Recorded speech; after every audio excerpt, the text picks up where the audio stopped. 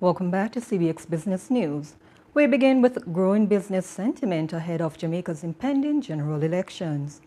With general elections on the horizon, Jamaica's economy stands at a crossroad.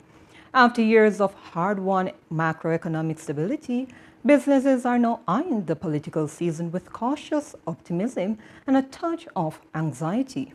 The big question: will Jamaica stay the course, or will election politics rattle investor confidence? Speaking during an interview with CBX News earlier today, local economist Keenan Faulkner says while macroeconomic fundamentals remain broadly stable, businesses are bracing for the uncertainty that often comes with election cycles. Jamaica's economic trajectory and its overall macroeconomic profile could be described as stable. All of the macroeconomic fundamentals and indicators, with the exception of growth, are trending in the right direction, and Jamaica has achieved a certain level of stability that is unprecedented in its independent history.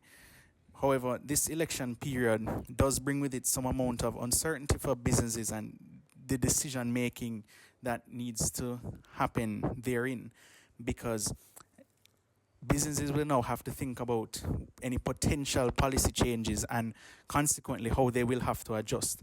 Mr. Faulkner says while the parliamentary term is winding down and elections are expected soon, the lack of a firm date is already creating a drag in boardrooms.